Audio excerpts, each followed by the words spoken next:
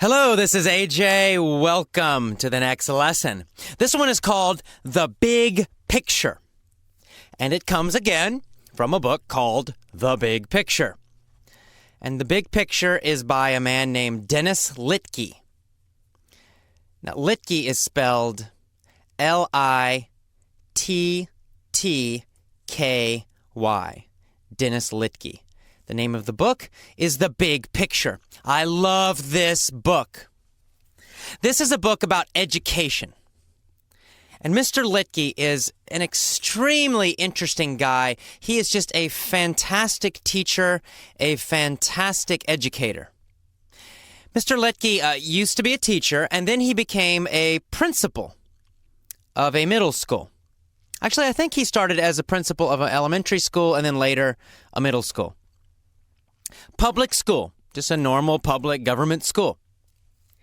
Well, he created an incredible school at his first school. Just an amazing school.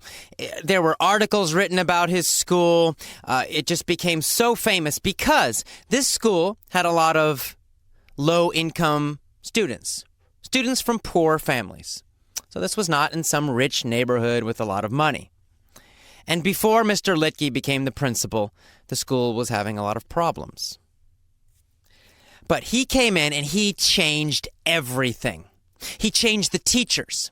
He hired only passionate, excited, energetic teachers.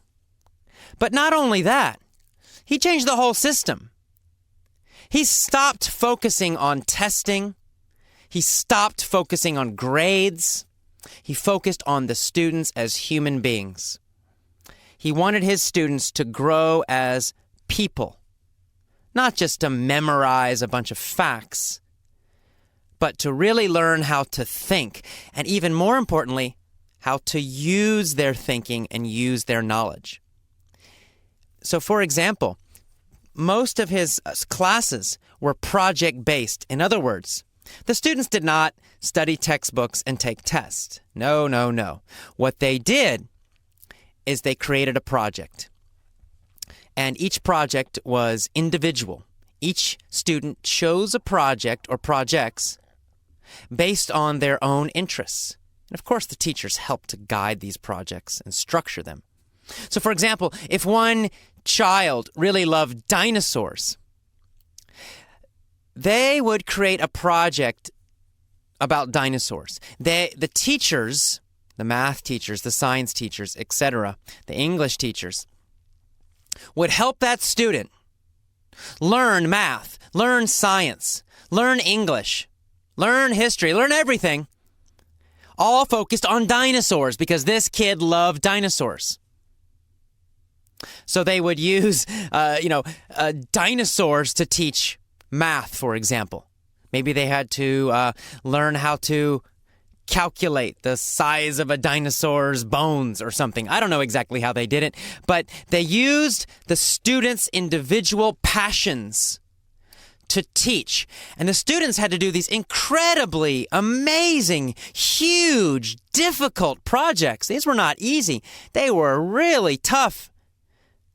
But the kids were very passionate about what they were doing.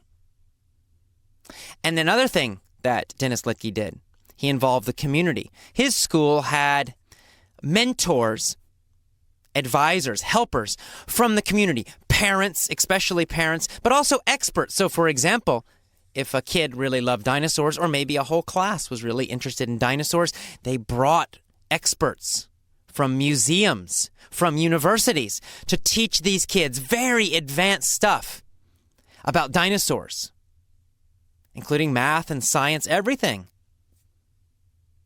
And so the kids were so excited. They learned to love learning again. They became passionate about learning. No more bullshit tests. At the end of their big projects, they had to give demonstrations, presentations. This is what happens in the real world, right? If you're at a job, you don't take a test, A, B, C, D. What you usually do is you have some project at your job, And when you finish the project, you present the project to your customers or to your boss or to somebody. You stand up, or in writing, you have to present. Here's what I did. Here were the results. Well, that's what the kids do. In front of all the class, including parents, they stand up and they give these long demonstrations, exhibitions, presentations. And that's how they're graded. It's based on their presentations, based on what they learned. Not some stupid test. The most powerful thing about this is, here, guess what?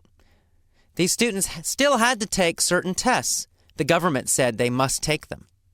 His students were fantastic on the tests. They never took tests during their normal school time. They never focused on the tests. They never prepared for the tests. But what happened is these kids learned to love learning. They learned so much more with his methods. And his school became the top school in the state on the tests. Even on the tests. Interesting. Whereas the other schools that were focused on the test all the time, textbooks and tests, they actually performed less well even on the tests. What's even worse is the normal schools. Not only did they do worse on the tests, the kids were bored. They didn't like learning. The teachers had no energy. They were bored. It's just amazing. Now, even better, here's what Dennis Litke did after that. He decided he still couldn't do everything he wanted to do at a public school. So he created his own schools. They're called the MET schools, M-E-T. And these MET schools are private schools. However, they are not private schools for rich people. In fact, most of the students are poor, not rich. But they're still very tough. They don't accept everybody. They have to interview to get into this school.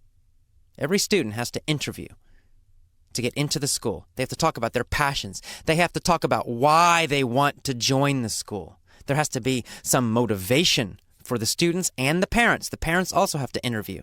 It's not about money, it's about passion. And these schools are absolutely fantastic. They're probably the best schools in the United States. He's got a high school and a middle school. I don't know, I think he has an elementary school too. I don't know. They've got different schools around the country now. I'm not sure how many. He's got a website. Do a search for Dennis Litke or for The Big Picture, and you can read more about it. So anyway, in his book, he writes a little bit about learning. It's a fantastic book. If you're a teacher or if you're a parent, I highly recommend this book. Let me read a little bit from the book. Here we go. Real learning is not memorizing knowledge. It's understanding and knowing how to use and find knowledge. Learning is what you do with knowledge, how you integrate it, how you talk to your family, friends, and classmates about it. That's what learning is. As noted psychology and education expert Seymour Saracen reminded me recently, it's similar to psychologists' belief that patients don't get better during their therapy, but between their therapy times. Students, likewise, don't learn so much during class as they do between classes. That's where the real learning happens. Now, I'm not suggesting we throw out everything schools do now, but I'm suggesting that we look more deeply at what we define as learning.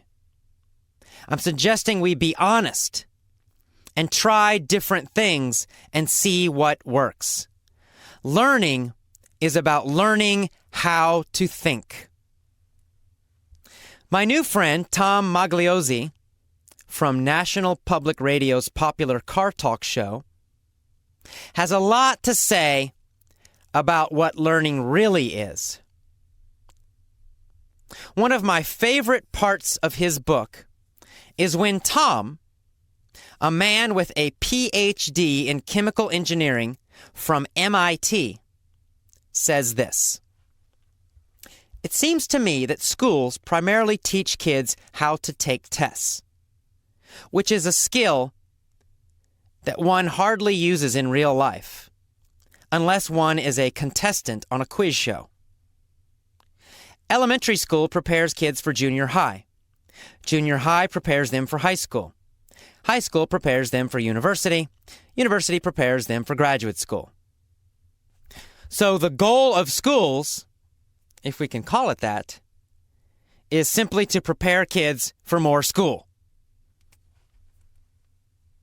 Okay, so interesting, huh? Very nice. I love that section of his book. I love his whole book. But he's absolutely right. The traditional schools you went to when you learned English in middle school or high school or university, they were the same. They were not preparing you for life. They were not teaching you how to learn. They were certainly not helping your passion. They were not increasing your passion for learning. Probably they were killing your passion for learning. All that schools were really doing were preparing you for more school. They were preparing you to take tests. Guess what? When you leave school, do you take many tests?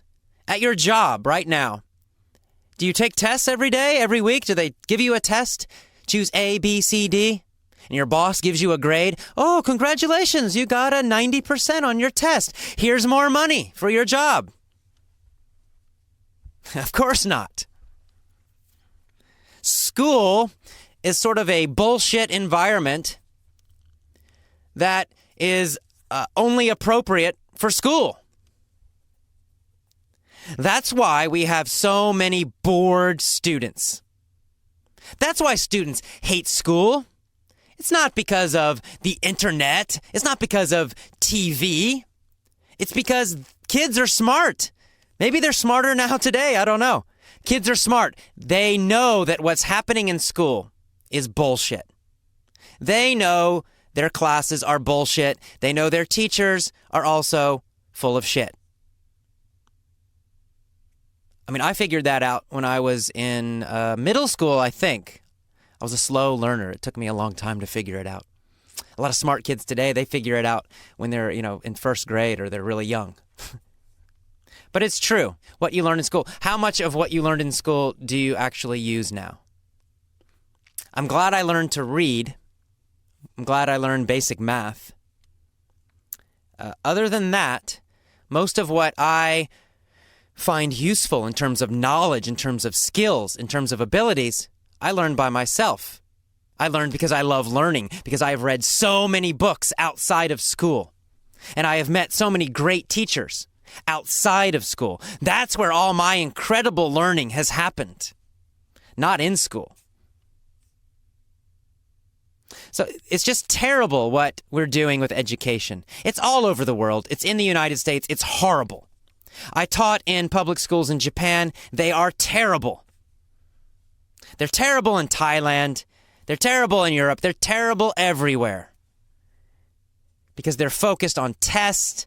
They're focused on preparing kids for more school. And then you get out in the real world. You get out in the world of jobs. And suddenly you have to do something completely different. Suddenly you have to actually perform. You actually have to do things. You have to communicate. You have to have good relations with other people. You have to learn by yourself. You have to do research. You have to find the knowledge.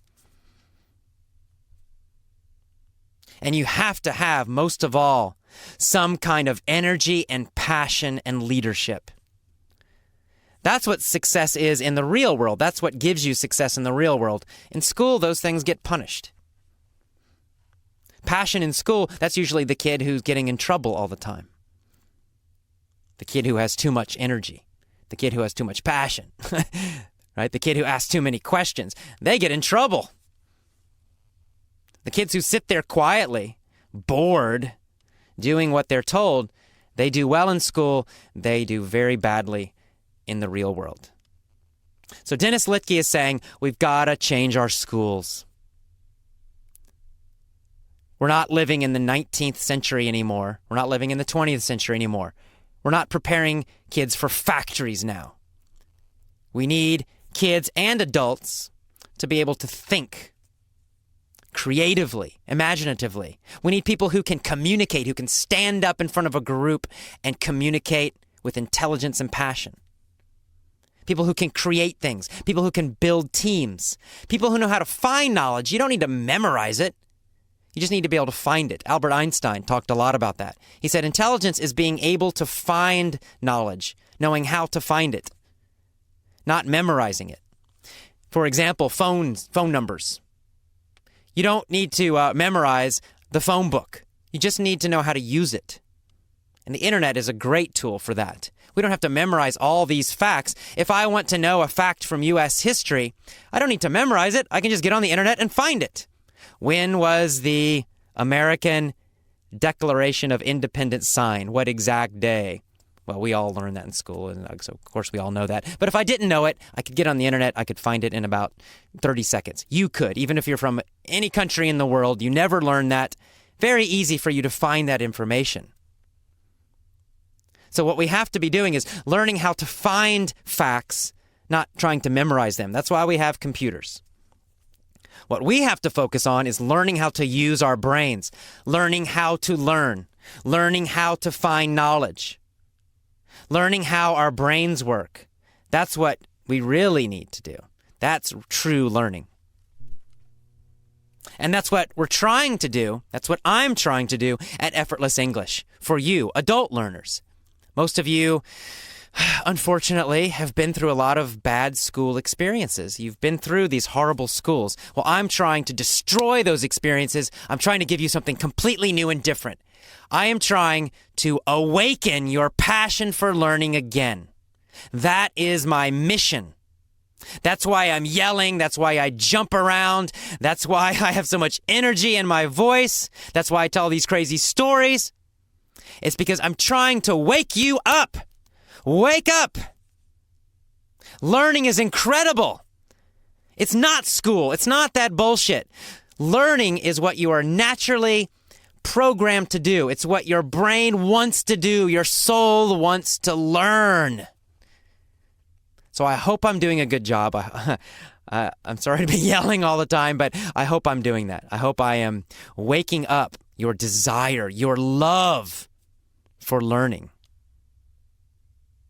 All right. I will see you next time. On to the vocabulary lesson. Bye-bye.